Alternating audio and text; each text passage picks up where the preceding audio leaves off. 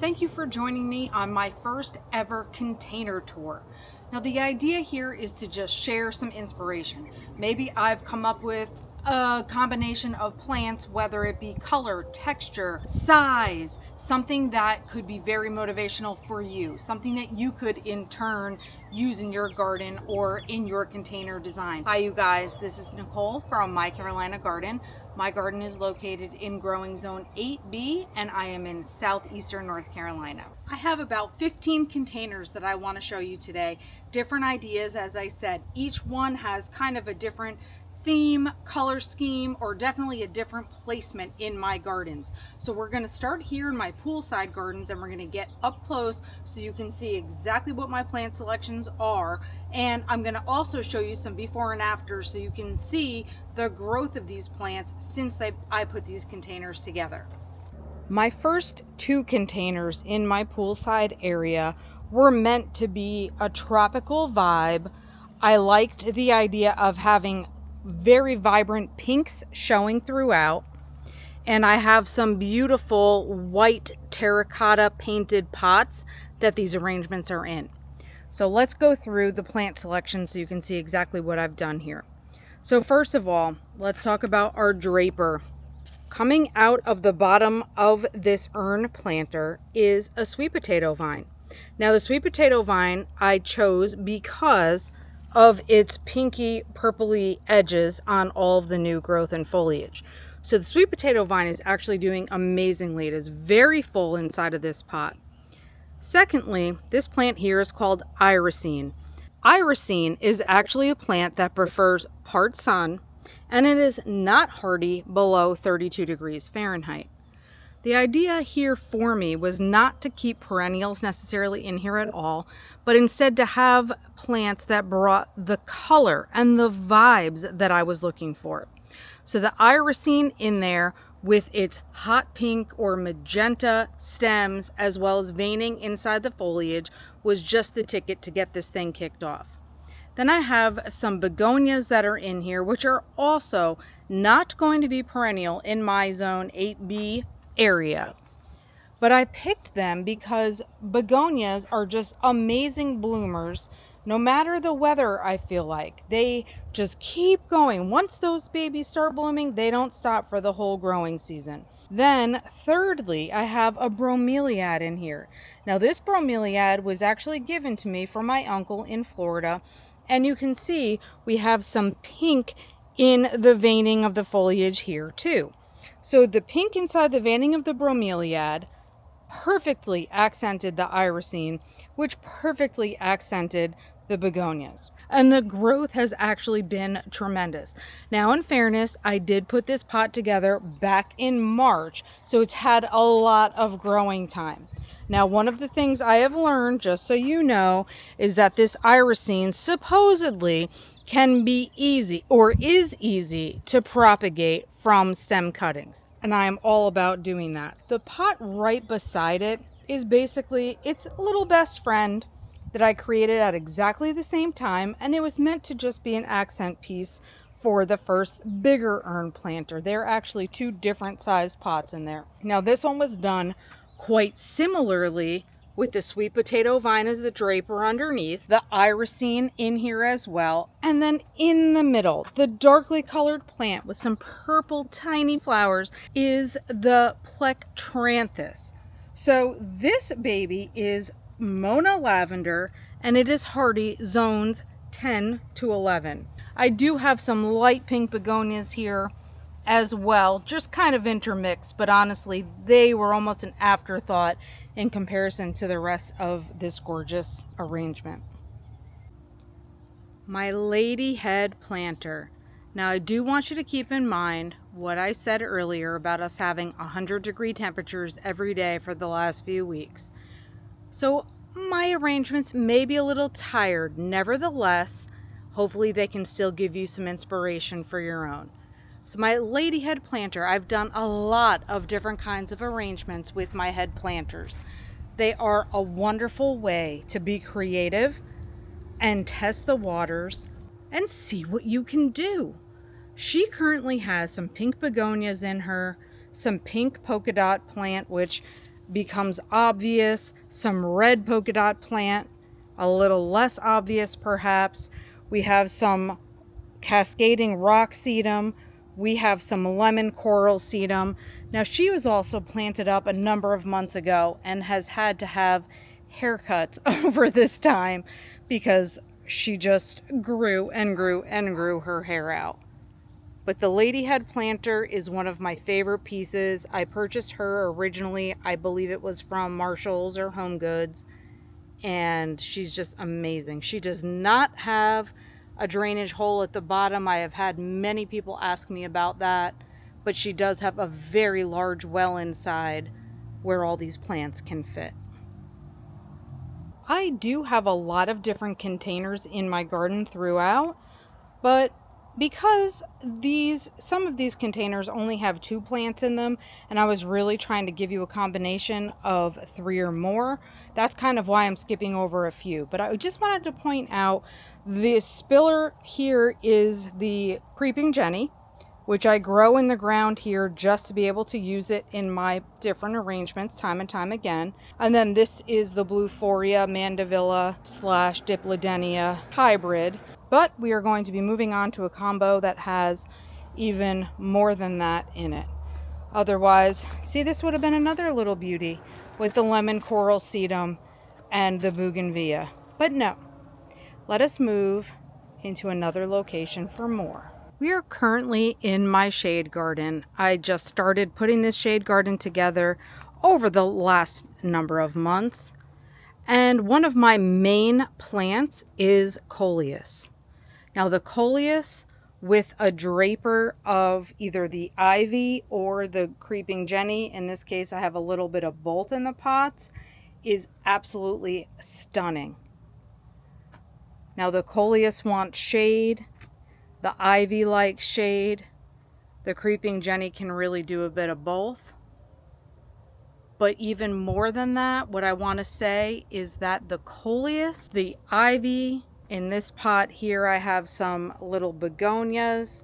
These are all very easy to propagate plants. So if we do a little spotlight here on the coleus, since that's what I have so much of in this area right now, it's because you can take little cuttings off of the stems and root those cuttings right in water or in soil and just keep making yourself more and more plants to add into other arrangements.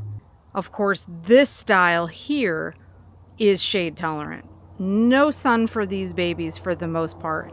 And I bought these as a multi-pack from Lowe's months ago. And so they came as tiny little plugs. And once you put them out into the window box planters, oh my goodness, you can see how just huge and gorgeous they get. Now some of these, like this tall purple one, I will clip the top of it off and reroot it again for more plants, but also to make this coleus bush out a bit as well. Now this container right here is one of my absolute favorites because it combines one of my all-time favorite plants, which is the Dipladenia, with one of my newer favorites, the Caladium. Now the Caladium, this one in particular, can take some sun, and the Dipladenia can. Everything here can take some sun. So I just kind of leave it. Right now it's been on my blue garden bench, which I also love the color combination of the blues with the warmer tones in the flowers. But oh my gosh, how outstanding are these pinks together? The asparagus fern just adds a little bit of a different texture to the mix, which I'm thoroughly enjoying. And goodness, just watching this sunlight bounce around these leaves is my absolute favorite too. All 3 of the things inside of this pot would have to be overwintered indoors for me, even in zone 8. The Dipladenia is something I take in each year anyway.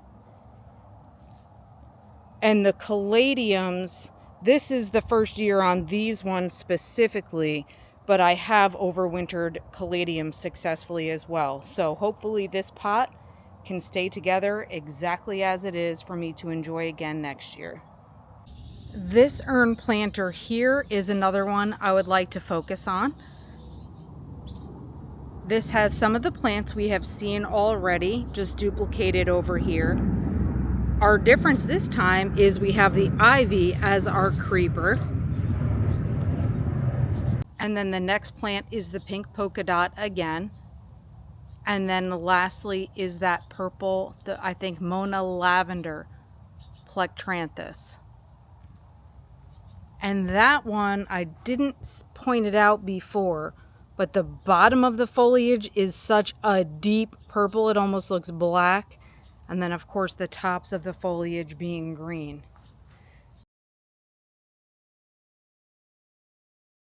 My next pot arrangement is here in an area that I like to refer to as my secret garden. It is a tropical style area, and in it I have a Majesty palm as the center focal piece. Then I have some darkly colored elephant ears that are off to the other side, and we'll go around and check those out. And then I have some purple and white petunias draping out of the bottom. Now the petunias were an amazing find because I actually found 2 small pots of them on clearance at Walmart. I believe they were $2 each, and simply needed some deadheading to bring them back to life, actually covering over the entire bottom of the pot that this container is planted in. Now this pot is also in full sun, and we actually get a lot of afternoon sun and heat and absolute humidity in the summer here where we are. Despite having 100-degree temperatures for the last 3 weeks consistently, everything is looking brilliant.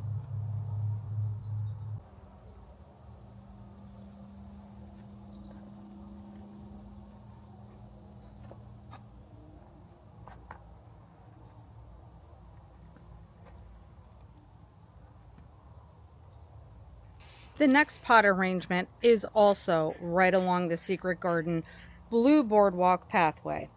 Now I pride myself on looking for bargains with my plants. I love getting things on clearance that I can nurse back to life. These red and white petunias, same situation. I got them on clearance. Now sure, they may be in a little bit of a lull right now, maybe not as brilliant as they were say 2 weeks ago, but these guys have been amazing for me. And then I just simply put them into a pot with this spike, which is amazingly colored itself. Do you see the colors on the edges of that spike? Oh my gosh, I love the multicolored foliage of it. Now I'm also learning a lot because I bought that spike as a clearance plant last year. I didn't know how it was going to react. And so it appears that if I have a cut stem, I'm going to get new growth out of it, just like a regular cordyline, which I am familiar with. I just didn't know if that would happen on this baby. So I didn't want to cut off the top spike, which is glorious in and of itself. But apparently that is something I should do if I want to have bushier growth down at the bottom of my plant area. So with the spike, petunias, and then right on the other side,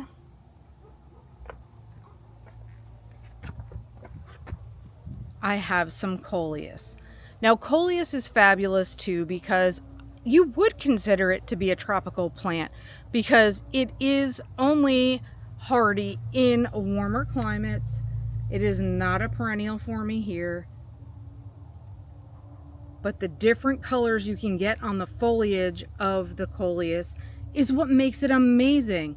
And this one is going to put on even more growth as the rest of the summer continues on. Speaking of coleus, coleus comes in so many color varieties, but something else to note about it is that there are shade tolerant as well as sun tolerant varieties. This one that you see here is called Tickled Pickle. Tickled Pickle is a sun-tolerant coleus. So you can see the different colors that are mixed into the foliage. But then you can also see the color that is on the stems. So that makes this coleus outstanding just as many of the other varieties are. But a sun tolerant one, yes please. So mixed in this container, this next level is called Purple Heart. It is like a succulent style plant. It's perennial for me here in Zone 8. It is very, very easy to take cuttings of the Purple Heart and root it both in water or in soil. The next level down is some lemon coral sedum. I also have this in a lot of spots, so it was easy for me to grab some of that and also use it as a kind of pot filler and a little bit of a draper. But it's just kind of bringing us to the next level here, to our next draper, which is the sweet potato vine. This sweet potato vine specifically is a Monrovia plant, and it's called Sidekick Heart Bronze sweet potato vine.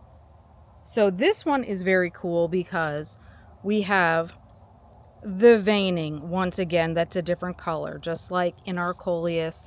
And then the stems are also a purple color as compared to the more green foliage color.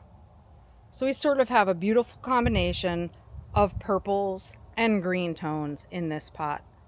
And it is sitting full sun. Right here is my garden easel, which was a DIY project that is near and dear to my heart. I put it together with my dad.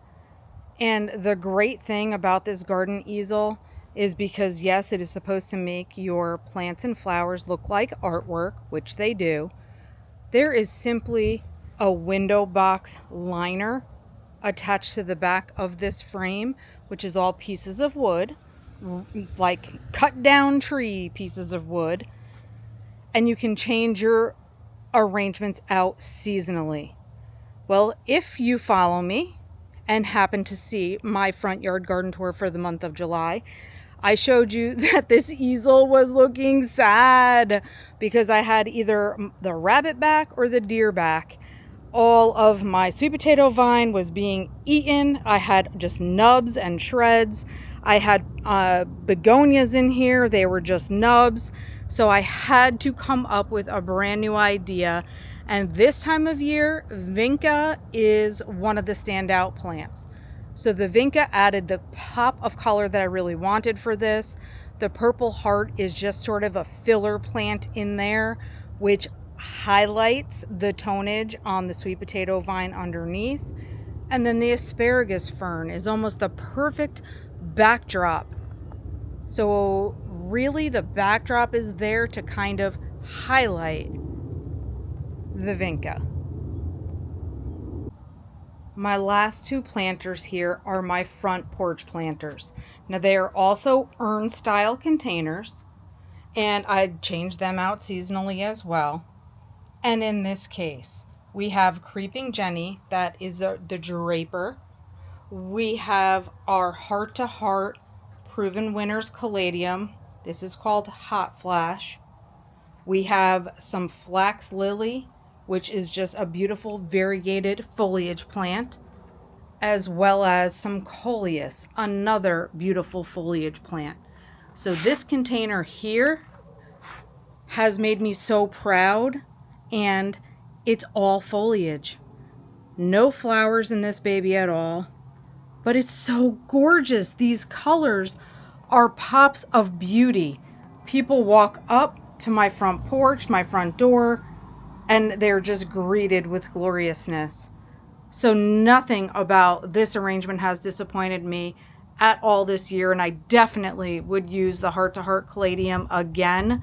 This one is also a sun tolerant plant, which is great since my front porch gets afternoon sun blazing. Thank you so much for being with me as we cruised around in this hot, humid afternoon. You don't know how hot and humid it is, but I sure do. And I hope that you found some inspiration, whether it's color, texture, style, maybe it's an actual combination of plants. I know that's exactly why I seek out these container garden tours, so I hope this was helpful to you because of that. I would love to have you on my gardening journey if you would subscribe to my channel. Definitely follow me on social media, and until next time, happy planting.